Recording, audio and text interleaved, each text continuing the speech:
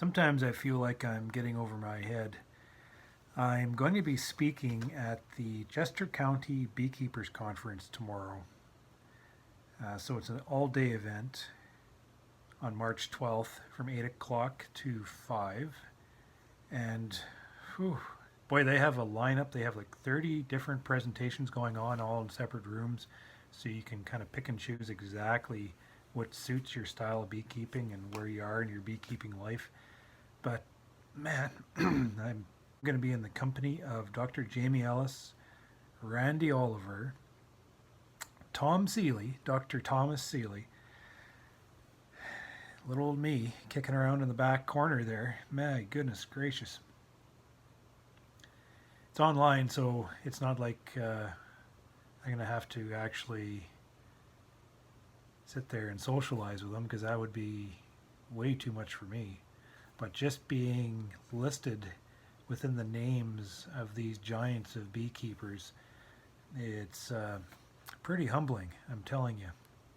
I will be speaking at 2 o'clock Central, which is 3 o'clock Eastern, and I'll be speaking on beekeeping in our changing environment.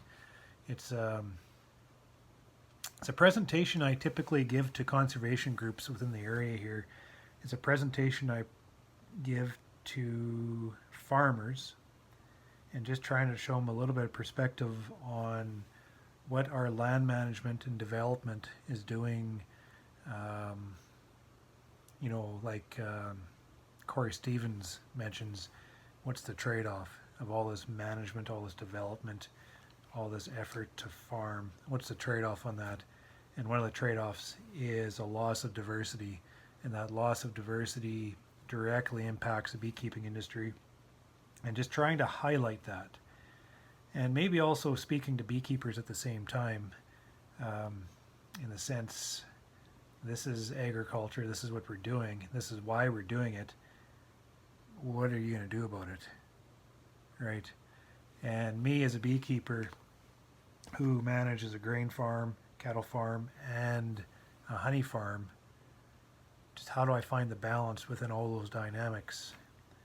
And I'll say straight up, for the beekeeping industry, my beekeeping farm takes a back seat for a lot of good reasons. So what am I supposed to do about that as a manager of the farm that has a grain farm I have to manage, and the result of the development is negatively affecting my hives?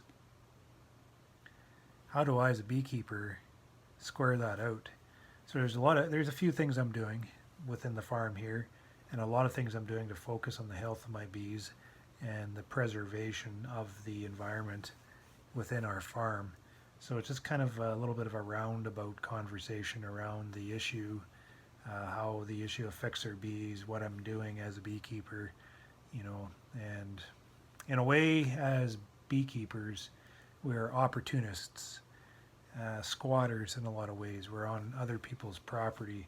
So it's really hard to tell development to stop and change. But I'm a believer in taking small steps. Maybe that sounds a little fluffy, but just baby steps, small victories, and eventually we'll get there. And if we can just convey our narrative, and making sure that we convey our narrative and not somebody else's, but as long as we can, show our side of perspective on what's going on, maybe it'll help adjust some of that farming practice that's going on out there. And I think it's working. I actually do think it's working, because the farmers that I'm talking to around, and beekeepers too, like, we're all narrow visioned, we have our blinders up, and beekeepers are the bad as farmers. We're like this, we can't see outside our own blinder, and we just open that up a little bit and try to understand what's going on. That helps quite a bit. Just understanding what we're doing and how it affects somebody else. So then as we're making those choices, we can make those tiny little efforts to help relieve the trade-offs that fall onto our laps. So at any rate, that's what I'm going to be talking about, and hope you can join me and maybe take on an entire conference. I mean, they have 286 registered already. Whew. Which is a lot. Well, you look at the heavyweights on there, And I'm also invited to a panel after my presentation, so I'll be sitting on the panel. I think Cayman Reynolds is going to be there, so that should be fun. Take a little bit of, off the cuff questions. I always like those. And they also invited me to kind of a meet and greet chat, kind of, what the heck did she say? It's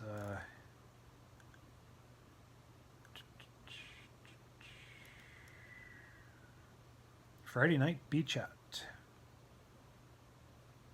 So I'll be showing up to that, I think, tonight, if I don't get busy with other things.